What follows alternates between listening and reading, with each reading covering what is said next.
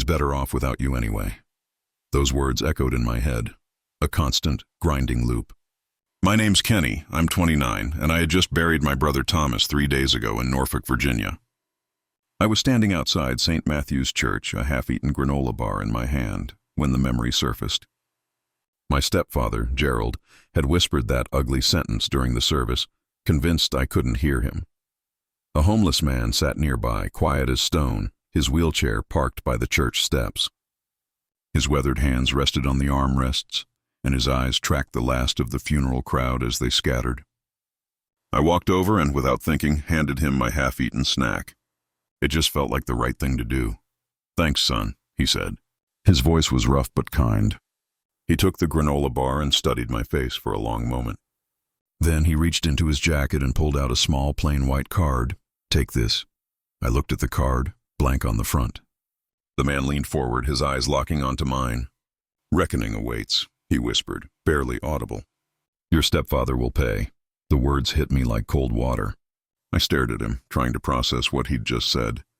Before I could ask what he meant, he rolled his wheelchair away, disappearing around the corner of the church. I stood there, the card in my hand, a sick, twisting feeling in my stomach. He had never seen me before, never met my family. How did he know about Gerald? How did he know Thomas was my brother? I flipped the card over. Written in neat, precise handwriting were just 2 words. "Tonight." Listen. Walking to my truck, I couldn't stop thinking about Gerald's behavior this past week. His insistence on handling all the funeral arrangements. How he made decisions about Thomas's burial without asking me. How he stood graveside, playing the part of the grieving father when he hadn't spoken to Thomas in years. Something had been gnawing at me since Thomas died. The way Gerald controlled every detail. The way he'd dismissed my questions about insurance money.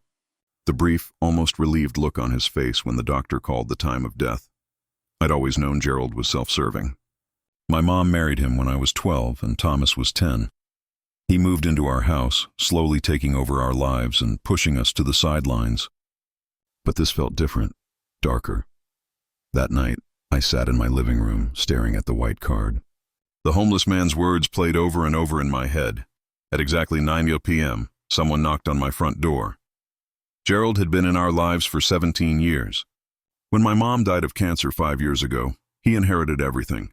The house, the insurance money, even the small business my real father had started before his construction accident. Thomas and I never questioned it. We were young when Mom got sick, and Gerald handled all the paperwork, the legal stuff. He told us it was complicated, that everything would be sorted out eventually. We trusted him because Mom had trusted him. But last year, Thomas started asking questions. He was working construction, saving money, and planning to buy land outside the city. He wanted to build something of his own. When he asked Gerald about getting his inheritance from Mom's estate, Gerald got defensive. "There's nothing left," he'd told him. Medical bills ate up everything. That didn't sit right with Thomas. Our mom had good insurance through her job at the hospital. She was always careful with money. Thomas started digging, making phone calls, trying to get copies of documents. Gerald didn't like it. He started avoiding Thomas, and family dinners became tense. 3 weeks ago, Thomas called me at midnight. He was excited, talking fast. "Kenny, I found something," he'd exclaimed.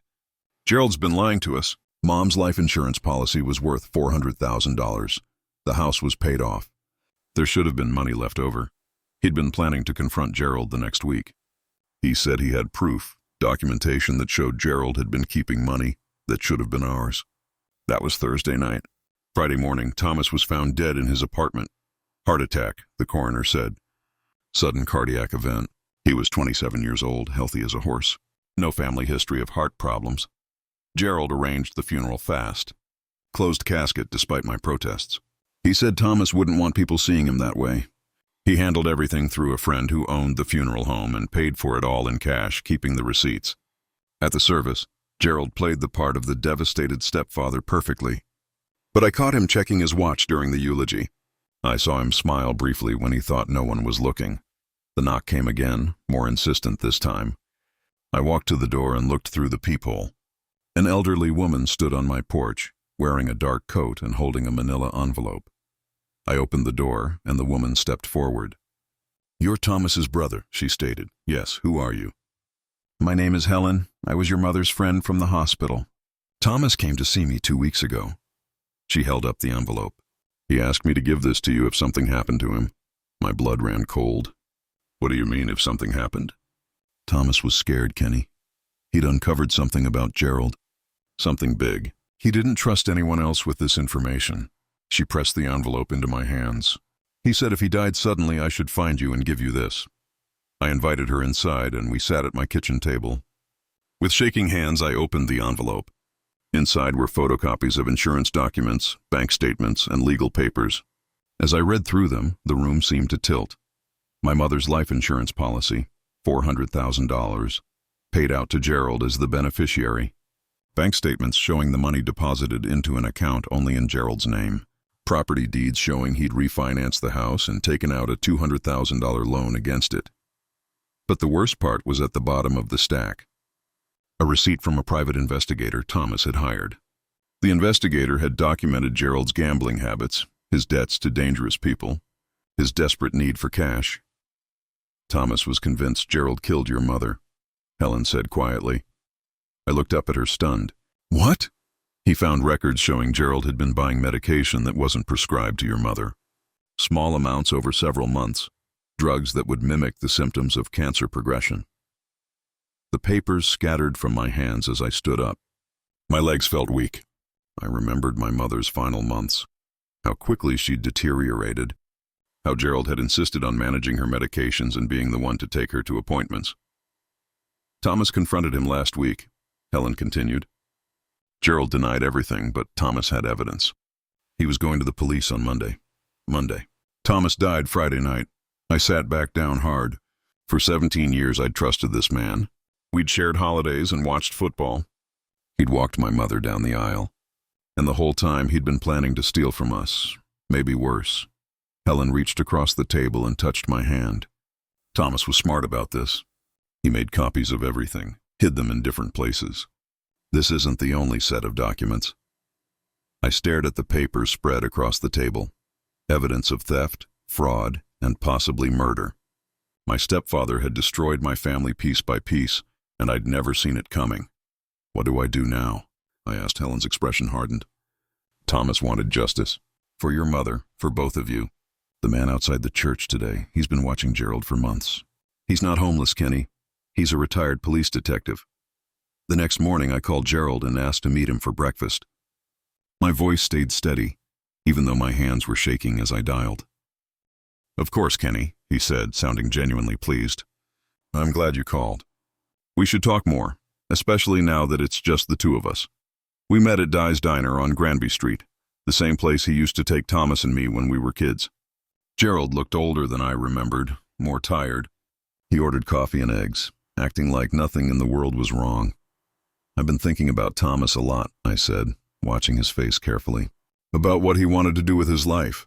Gerald nodded solemnly. He was a good boy. It's tragic losing someone so young. He was asking about Mom's estate before he died, I continued, about inheritance money. Gerald's coffee cup paused halfway to his lips. Kenny, we've been through this. There wasn't any money left after your mother's medical expenses. But Thomas seemed to think there was something, I pressed. He was pretty insistent about it. Thomas was always a dreamer, Gerald said, setting down his cup. He had unrealistic expectations about money. Your mother and I tried to explain to you boys that life is expensive, that insurance doesn't cover everything. I leaned forward. What about Mom's life insurance policy? Gerald's eyes hardened for just a moment before he forced a smile. What about it? Thomas thought it was worth more than you told us. Kenny, I handled all of that paperwork while you were grieving. I protected you boys from the ugly details. Trust me, there was nothing left. I pulled out one of the bank statements Helen had given me, the one showing a deposit of $400,000. I slid it across the table. Gerald's face went white, then red. Then he looked furious. Where did you get this? His voice was low. Dangerous. Does it matter? I shot back. Gerald grabbed the bank statement, stuffing it roughly into his jacket pocket. This is private financial information. You have no right to it. It's my mother's money, Gerald. His face hardened. Your mother is dead, Kenny. I'm her husband. Everything she had legally belongs to me. He stood up abruptly. I'm disappointed in you. After everything I've done for your family, this is how you repay me. What about Thomas? The question felt like a stone in my throat. Did you disappoint him too? Gerald's expression turned utterly cold. Thomas was asking too many questions, making accusations he couldn't prove. Maybe it's better that he's not around to spread lies about me. The words hung in the air, heavy and nauseating. I stared at him, suddenly realizing I was looking at a stranger. This man who had raised me, who'd sat at our dinner table for years, was talking about my brother's death like it was convenient. I'm leaving, Gerald said, throwing money on the table for his untouched meal.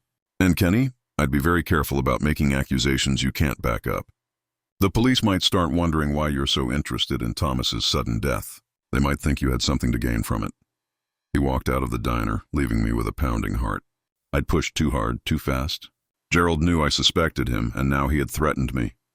I pulled out my phone and called the number Helen had given me for the retired detective. It went straight to voicemail. When I got home, my front door was standing open. I walked through the house carefully, checking every room. Nothing seemed to be missing, but everything felt wrong.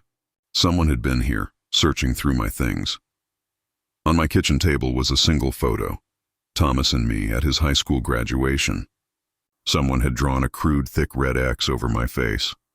That afternoon, Helen called and asked me to meet her at Riverside Park. She sounded nervous, constantly looking over her shoulder as we walked along the water. "Detective Williams wants to meet with you tonight," she said quickly. "The man from the church, his name is Bobby. He's been investigating Gerald for 8 months. 8 months? Why? Because Thomas wasn't the first person to die after asking questions about Gerald's finances."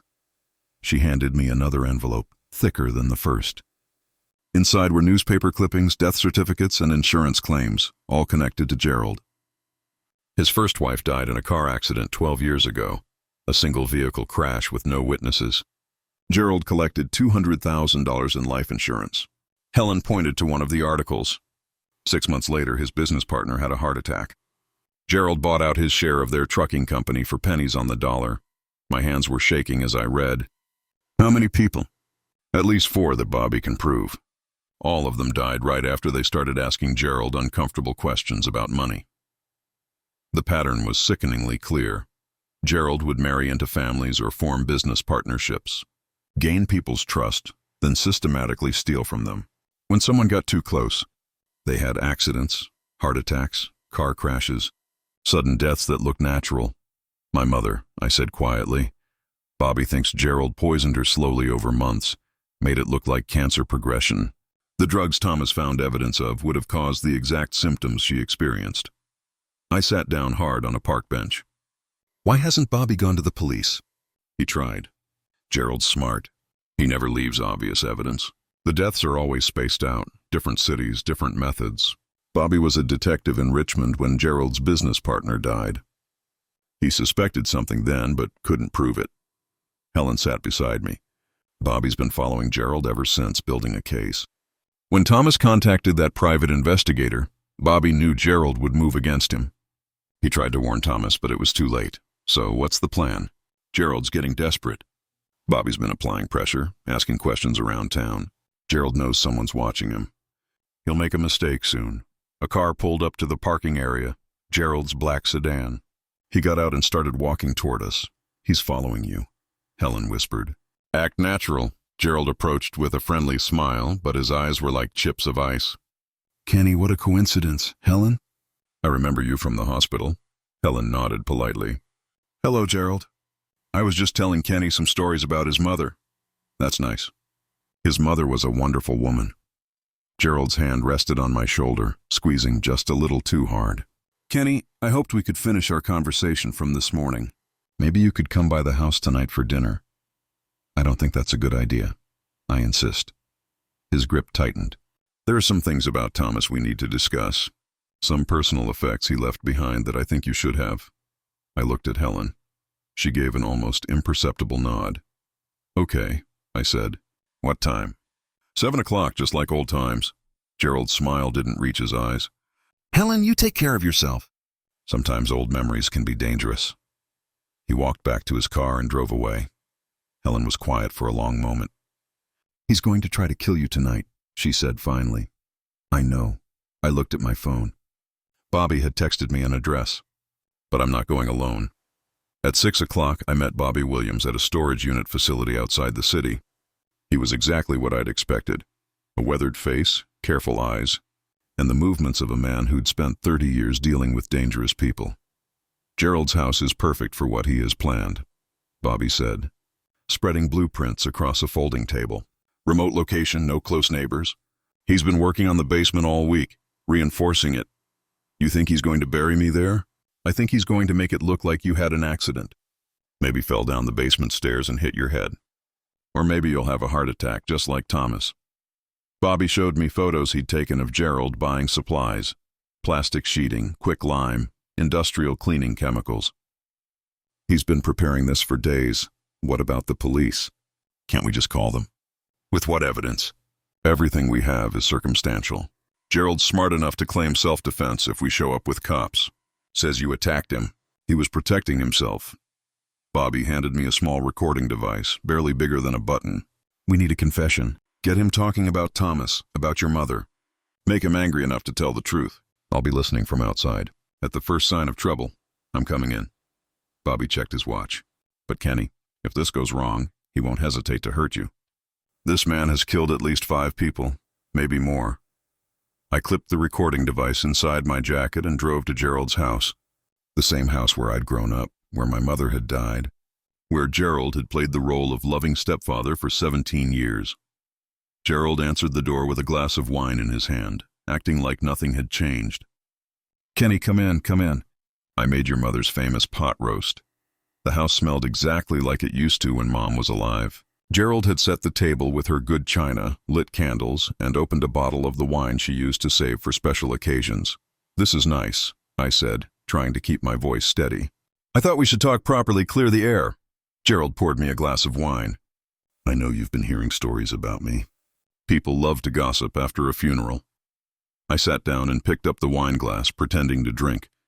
"What kind of stories?" "Oh, you know, that I married your mother for money. That I somehow caused Thomas's death. Ridiculous things." "Of course they are," I echoed. "I loved your mother, Kenny. I raised you boys like you were my own sons. Then why did you steal from us?" The question was out before I could stop it. Gerald set down his wine glass and stared at me.